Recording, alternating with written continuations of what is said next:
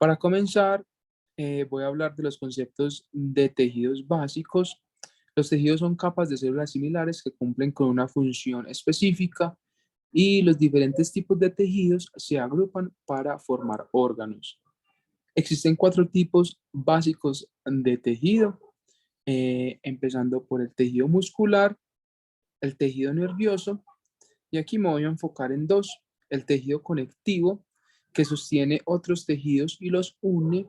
Esto incluye tejido óseo, sanguíneo y linfático, además que los tejidos que brindan soporte y estructura a la piel y a los órganos internos. Como podemos ver acá en la imagen, podemos ver que en la parte derecha hay un tejido conectivo propio laxo con fibras reticulares, y la imagen que vemos en la parte de arriba es el cuarto tejido, que es un tejido epitelial, el cual proporciona cobertura para las capas superficiales y más profundas del cuerpo, la piel y los revestimientos de los conductos dentro del cuerpo, como el sistema gastrointestinal. Acá podemos ver que hay un tejido epitelial de revestimiento estratificado plano. Posteriormente, vamos a hablar de los componentes formes de la sangre. Estos se dividen en 3 categorías. El primero, como podemos ver acá en la imagen, eritrocitos, leucocitos y plaquetas. En esta presentación vamos a hacer énfasis en los leucocitos. Estos se dividen en 2 subgrupos, conocidos como granulocito y agranulocitos. En el grupo de granulocitos encontramos neutrófilos, eosinófilos y basófilos. Y en el grupo de agranulocitos encontramos lo que es los linfocitos y los monocitos, que son los precursores principales de los macrófagos.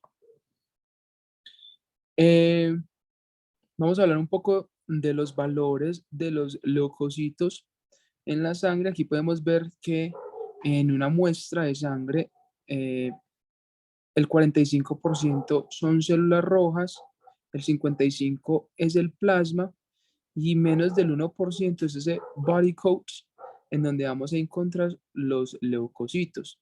Aquí en esta presentación vemos que estos números tomados del libro Ross son medidas células por litro en hombres en la primera columna, en la segunda columna las mujeres, y podemos ver la cantidad que incluyen cada uno de esos en nuestro cuerpo.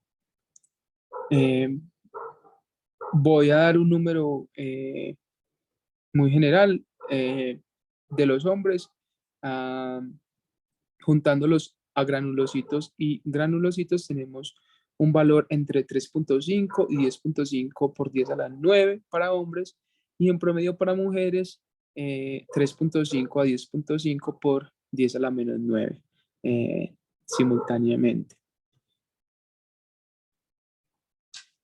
Ahora vamos a hablar de la morfología de los leucocitos maduros que podemos encontrar en el cuerpo.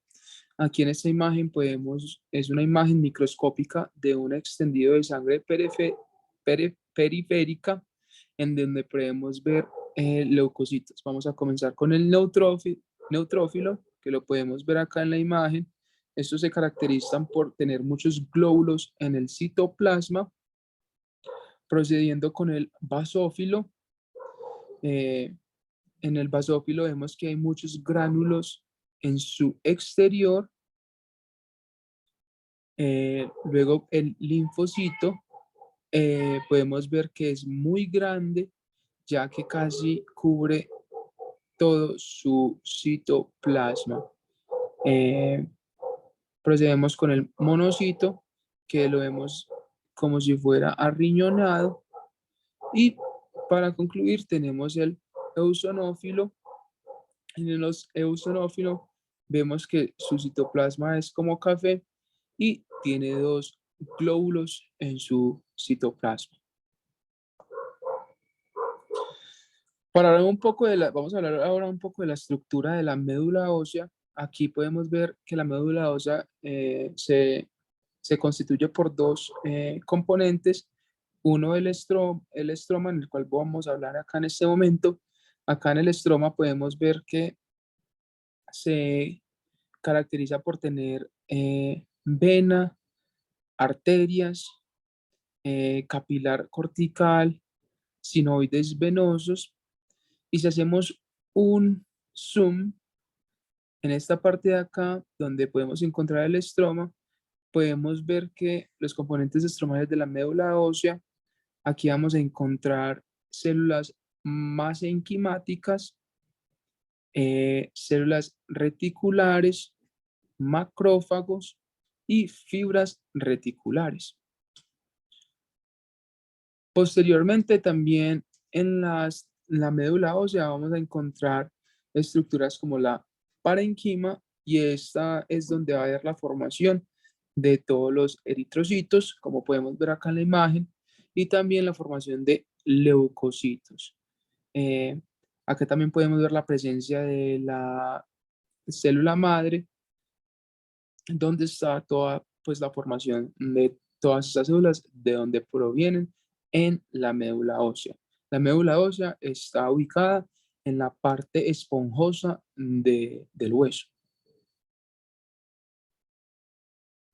Listo, entonces ahorita vamos a hablar acerca del concepto de la célula madre sanguínea y de lo que se trata. Entonces, la célula madre es una célula con autorrenovación, presenta divisiones asimétricas, también es una célula donde su célula hija puede tener diferentes expresiones como otra célula madre o tener una descendencia para diferenciarse en otra célula madura, como por ejemplo un eritrocito. Eh, la célula madre no entra en el ciclo celular frecuentemente, eh, porque si lo hace, habría posibilidades de tener un riesgo de un daño genético. La célula madre también se caracteriza por tener tres componentes, uno conocido como el CD34. Esto es una glicoproteína cuya expresión dentro del tejido hematopoyético es restringida a células protogenitoras. Las células madres sanguíneas tienen un receptor de la célula llamado extra-KIT. Entonces, cuando este c-KIT es estimulado, induce a la mitosis y a la diferenciación celular de las células sanguíneas. Pero no podemos olvidar que también la célula madre tiene un factor STIL, eh, que es una molécula procedida por las moléculas estromales de la célula ósea, en la cual es encargada de estimular el c-KIT para formar células sanguíneas. Bueno, ahora vamos a hablar sobre la formación de los leucocitos granulopoyesis. Acá podemos ver que estos eh, proceden de una célula madre, PHSC, eh, van a luego convertirse en un progenitor neutrófilo, el cual se convertirá en un mieloblasto, luego en promielocito, eh, el cual luego se convierte en un mielocito, y en esta parte de mielocito es donde la mitosis ocurre. Hasta aquí, en este paso, es donde va a haber posibilidad de hacer mitosis. Después de este punto sigue la metamielocito, luego célula en banda, y paulatinamente se convertirá pues en un neutrófilo maduro, o también en un basófilo o un eosinófilo. Hablaremos ya de la formación de los leucocitos a granulopoyesis. Acá podemos ver que para ellos es un paso mucho más rápido. Vienen de la célula madre, la stem cell, luego se convertirá en un progenitor linfoide común, y de aquí procederán a convertirse en una célula NK, o una célula T, o una célula B. Y luego de ahí se van a empezar pues a madurar. Es importante reconocer que los linfocitos T van a irse para el timo, allá es donde van a madurar, y los linfocitos B pues se van y forman plasmocitos. Todo esto ocurre a nivel de la médula ósea. Y la segunda célula que podemos ver que hace parte del leucocitos a granulopoyesis es el monocito. Eh, el monocito viene directamente de la célula madre hematopoyética pluripotencial, la cual se convertirá en un monoblasto y el cual se convertirá paulatinamente en un monocito. Este monocito va a ser, como dije al principio de la presentación, va a ser el primer precursor de macrófagos y eh, también puede irse a formar osteoclasto, macrófago tisular o célula de Kupffer. En este punto de la presentación vamos a hablar entonces sobre la patología de la leucemia. En la imagen podemos ver cómo se vería en sangre normal y cuando hay presencia de leucemia, cómo cambia el contexto de la célula como tal. Entonces, la leucemia se caracteriza por la proliferación neoplástica de cualquier célula del tejido hematopoyético. Es una enfermedad muy grave que puede causar la muerte en un lapso corto si no se trata de manera adecuada.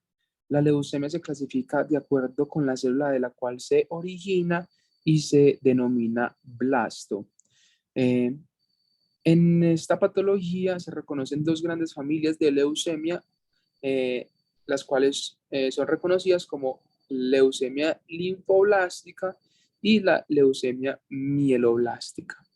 En esta presentación, como dije al principio, nos enfocaremos en la leucemia causada por los leucocitos encontrados en la célula madre.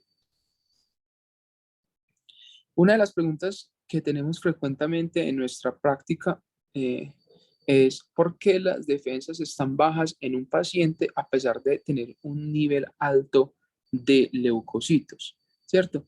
Tenemos entendido que los leucocitos son encargados de destruir todas esas bacterias, infecciones, cuerpos extraños que están en nuestro cuerpo, pero a pesar de tener un alto nivel de leucocitos, durante la leucemia el paciente no va a encontrar un nivel bajo de defensas, ya que su disfunción a nivel celular no va a permitir que sus células maduren y puedan formarse adecuadamente para poder atacar. En este proceso se va a presentar entonces una inmunosupresión donde el sistema inmune no va a funcionar adecuadamente y posteriormente el proceso de mitosis será anormal y no regulado, lo cual va a producir numerosas células, pero las cuales no van a tener ningún funcionamiento. Posteriormente, muchos de los signos y síntomas de leucemia ocurren debido a que las células leucémicas reemplazan las células productoras de sangre normales en la médula ósea. También se ve que en esta patología se empieza a ver destrucción de médula ósea y otros tejidos. Acá en esta imagen podemos ver que este paciente, el cual no tiene cáncer, y se puede comparar con este otro que se ven pues varias sombras oscuras, lo cual es la destrucción de esa médula ósea que se encuentra a un nivel de tejido espumoso a nivel del hueso. En la médula ósea y otros tejidos se pueden ver destruidos ante esta patología, ya que esta va a causar un grave problema con la síntesis de eritrocitos, los cuales son importantes y esenciales para el sustento de los tejidos. Estas células anormales también pueden atacar y destruir su propio tejido y